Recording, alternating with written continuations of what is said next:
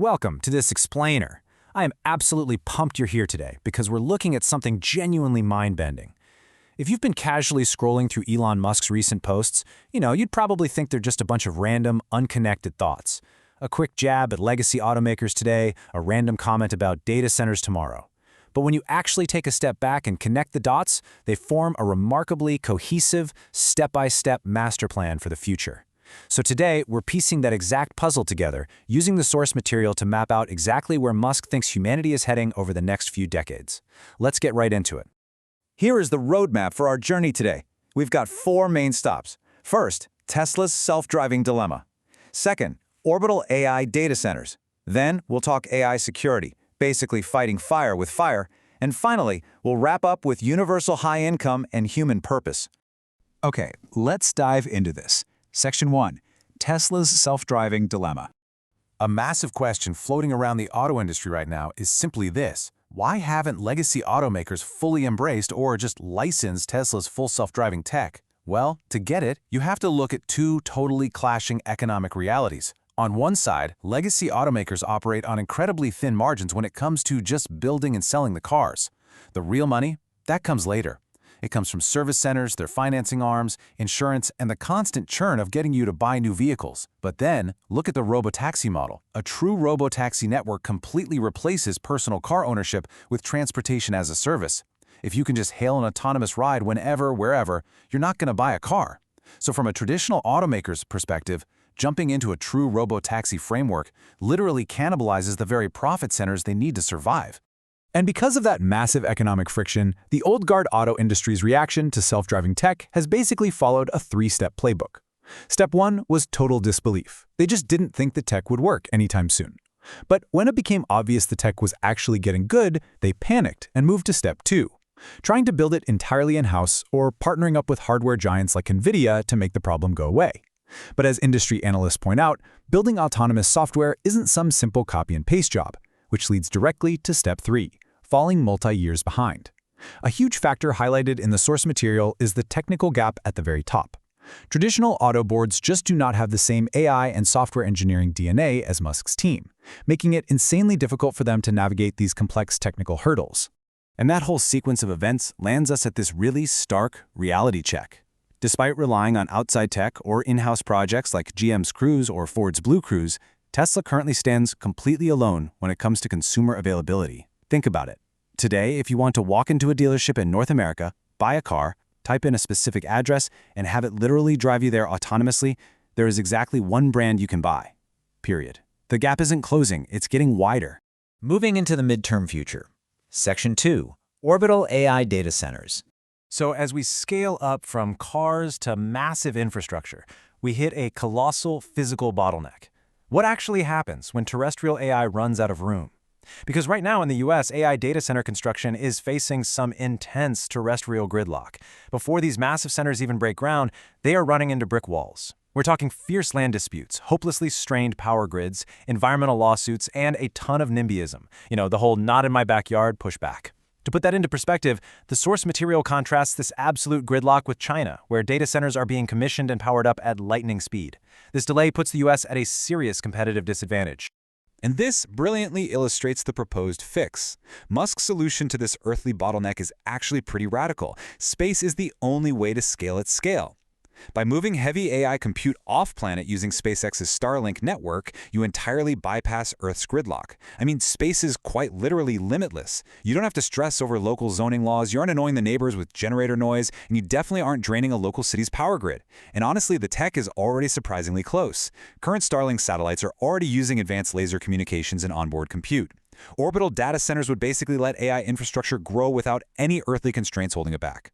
Now, obviously, a massive scale-up involving space infrastructure immediately brings SpaceX's government relationship into the spotlight, which has become a pretty fierce political debate.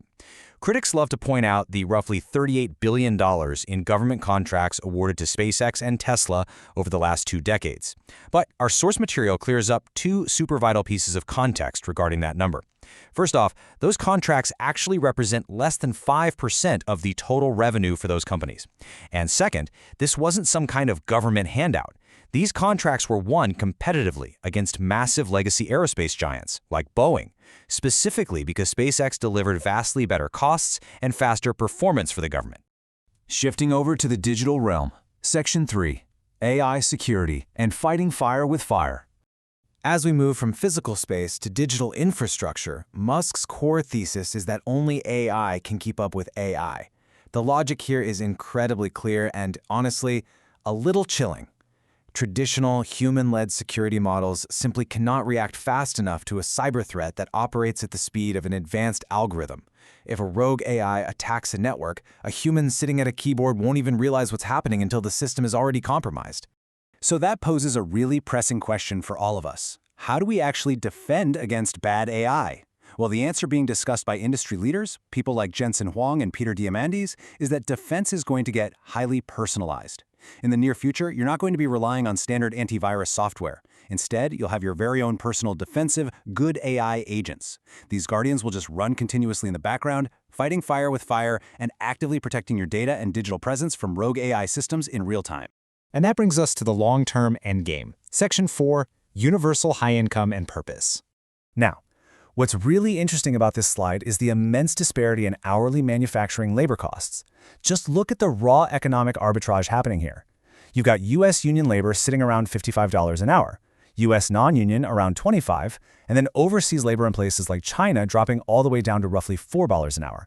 That massive gap is exactly what's keeping U.S. manufacturing so constrained right now. The unit economics just flat out do not work. But the moment you introduce advanced AI and humanoid robots, you completely smash that barrier. Automation becomes the ultimate key to unlocking profitable, large-scale, local manufacturing without relying on cheap overseas labor.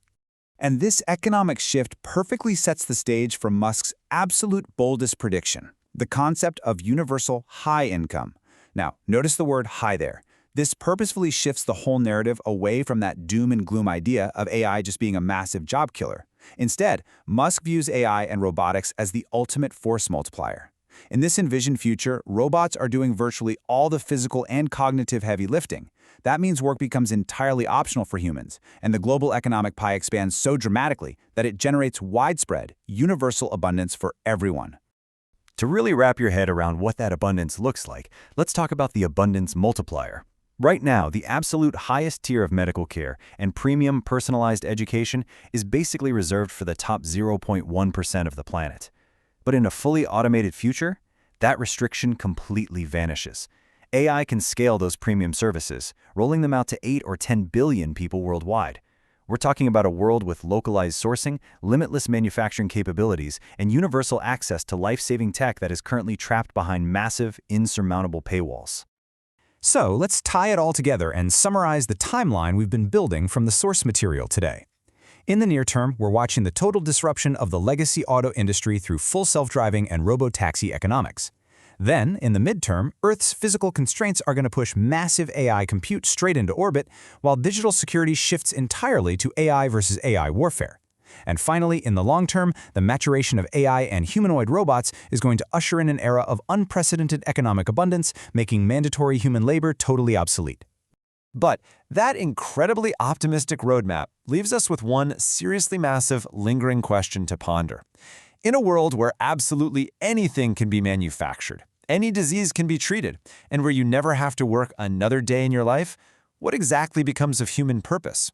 We are so deeply defined by our jobs and our daily struggles. Trading that struggle for perfect abundance might actually cost us our sense of meaning.